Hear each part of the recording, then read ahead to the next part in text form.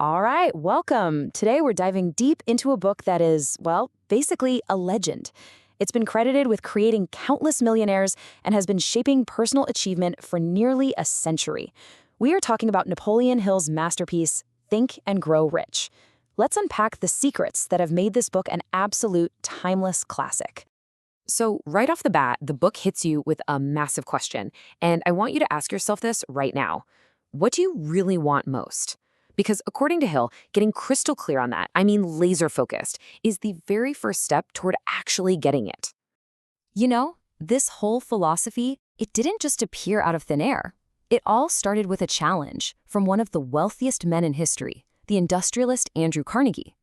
He was convinced there was a formula for success, and he gave a young Napoleon Hill this monumental task. Spend 20 years studying the country's most successful people, find that secret, and then share it with the world. So here's our game plan for this explainer.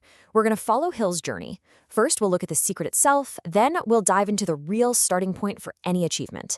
After that, we'll get into building the right mindset. And finally, we'll learn how to master our own inner world to make it all a reality. Okay, section 1, a secret worth millions.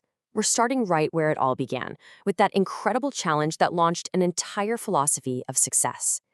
And just look at the people he studied. I mean, we're talking about the absolute titans of that era. Henry Ford, Thomas Edison, John D. Rockefeller, over 500 of them. So Hill's principles weren't just some vague theories. They were literally reverse engineered from the minds of the people who built modern America. Which brings us to section 2, desire, the starting point. So after all that research, after talking to all those incredible people, what was the one thing they all had in common? What was the absolute foundation for all their fortunes? Well, Hill discovered it all came down to one single powerful concept. And the answer? It was surprisingly simple. It wasn't just a wish or a little hope.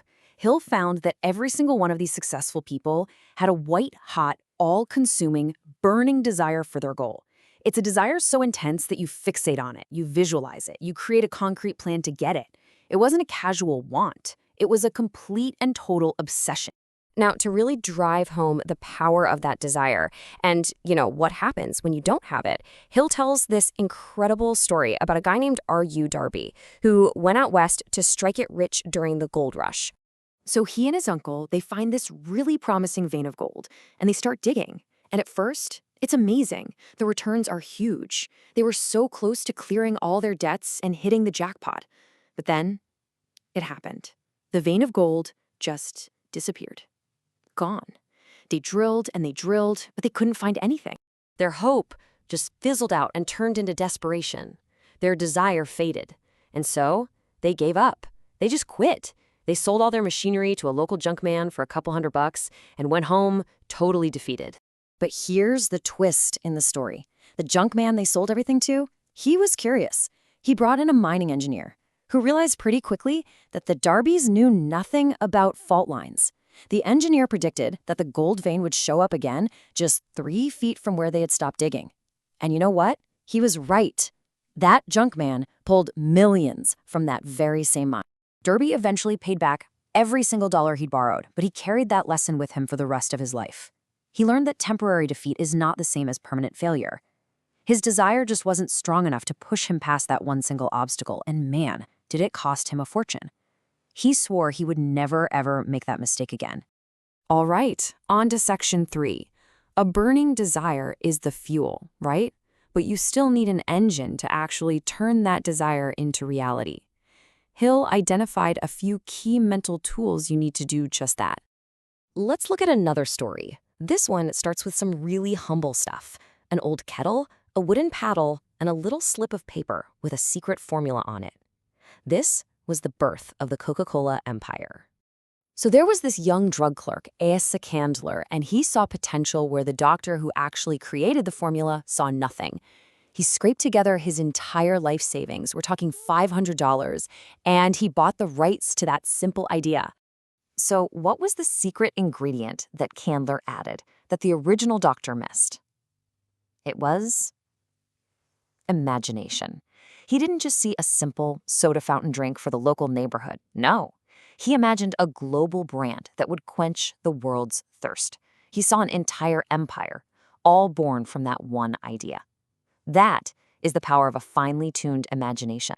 Now, Hill throws a wrench in a common belief here. We're all told knowledge is power, right? Well, he says that's not exactly true. General knowledge, just stuff you know, is only potential power. It only becomes real power when it's organized and put into practical plans that are aimed at a specific goal. Think about that famous story of Henry Ford. He was on trial, and a lawyer was trying to make him look ignorant by asking all these random trivia questions. Ford finally got fed up and said something like, "Why should I clutter my mind with general knowledge when I have a row of buttons on my desk and I can summon experts who can answer any question I want?" He didn't need to know everything. He just needed to know how to organize the people who did. That's the key. Another huge habit Hill noticed was decisiveness. He found that successful people make decisions quickly, with confidence, and then they change them very slowly, if they change them at all. People who fail, they do the exact opposite. They're super slow to make a decision, and then they change their minds constantly, always getting swayed by what other people think. And that leads us right into our final section, mastering your inner world. This is all about taking these principles and putting them into practice through solid habits and real character. Andrew Carnegie himself apparently lived by this simple but really powerful formula he called QQS. First, the quality of your service has to be top-notch. Second, the quantity has to be generous. You should always deliver more than what's expected. And finally, the spirit of your work must be one of harmonious cooperation. You combine those three things and your value becomes undeniable. Hill was also really clear on the subject of leadership. He saw two kinds. There's leadership by force, which is all about fear, and it's always temporary. It just can't last. Real, lasting leadership is leadership by consent. It's built on cooperation, on sympathy, on understanding, and it's the only kind that actually endures. And so, in the end, it all comes back to this one thing. The master key, the thing that unlocks the door to riches. It isn't some secret handshake or some external trick. It's an internal power that every single one of us has. The ability to create and hold on to a burning desire for a specific goal until that goal becomes a reality. And we're going to end with this incredibly powerful thought from Hill. He says, to think of life as a checkerboard, and your opponent is time. If you hesitate, if you put things off, if you fail to make decisions and let your desire cool down, time will just wipe your pieces right off the board. So the question this whole explainer leaves us with is this: what move are you going to make now?